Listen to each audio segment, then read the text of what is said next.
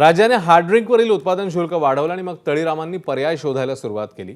बहुतांश मद्यपींनी पर्याय निवडला तो बिअरचा। त्यामुळे गेल्या वर्षभरात अन्य मद्याच्या तुलनेत फेसाळत्या बिअरला अधिक मागणी आल्याचं आकडेवारीवरून स्पष्ट झालंय।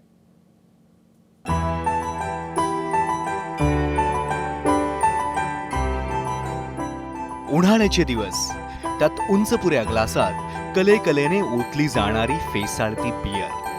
मद्यप्रेमींच्या जिव्हाळ्याचा विषय असलेली बियर सध्या ऑन डिमांड आहे आणि त्याला कारण आहे राज्य सरकारचा उत्पादन शुल्क विभाग। सरकारनं देशी आणि परदेशी मद्याच्या उत्पादन शुल्कात 3 ते 4 पट वाढ केली आहे। त्यामुळे मद्यप्रेमींनी आपला मोर्चा नव्याने बाजारात आलेल्या महाराष्ट्र मद्य श्रेणी आणि बियरकडे वळवलाय। गेल्या आर्थिक वर्षात राज्यातल्या बियरच्या खपानं विक्रम केलाय। भारतात बियर ऐवजी स्कॉच, व्हिस्की, वोडका यांना अधिक मागणी असते। भारतात बियरचा सर्वाधिक खप हा किनारपट्टी भागात होतो। विशेष म्हणजे राज्यात आजवर देशी दारू सर्वाधिक विकली जात होती। मात्र उत्पादन शुल्क विभागानं जूनमध्ये परदेशी आणि देशी दारूवर मोठं उत्पादन शुल्क लागू केलं। त्यामुळे किमती 9 ते 10% वाढल्या। राज्य सरकारनं भारतीय बनावटीच्या विदेशी मद्यावरील उत्पादन शुल्क 3% 4.5% केलं। यामुळे मद्याच्या किमती 55 ते 85 रुपयांनी वाढल्या। प्रीमियम ब्रँडच्या परदेशी मद्याच्या किमती प्रति क्वार्टर 360 रुपयांपर्यंत गेल्यात। देशी दारूच्या दरातही वाढ होऊन ती अंदाजे प्रति क्वार्टर 80 रुपयांवर गेली आहे। मुख्यमंत्री माझी लाडकी बहीण सारख्या योजनांसाठी महसूल वाढवण्याच्या उद्देशाने हा निर्णय घेण्यात आला। या करवाढीतून सरकारला 14,000 कोटींचा अतिरिक्त महसूल अपेक्षित आहे।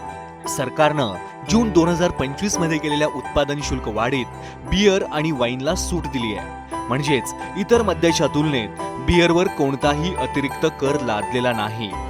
माइल्ड बियरच्या उत्पादन खर्चाच्या 150% किंवा प्रति बल्क लिटर 33 रुपये यापैकी जे जास्त असेल ते, स्ट्रॉंग बियरवर तेच 175% किंवा 42 रुपये यापैकी जे जास्त असेल ते, तसंच बियर विक्रीवर साधारणपणे 35 ते 45% व्हॅट असा कर लागतोय। त्यामुळे इतर मद्यांच्या किमती 50% वाढल्या असल्या तर बियरच्या किमती स्थिर आहेत। 2025 मध्ये परदेशी मद्याचा खप हा 32 कोटी लिटर वरून 27 कोटी लिटर पर्यंत खाली घसरल्याची आकडेवारी आहे।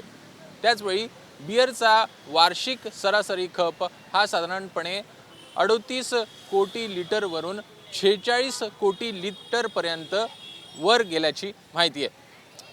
उन्हाळ्यामध्ये सहसा बियरचा खप हा 6% वाढतो।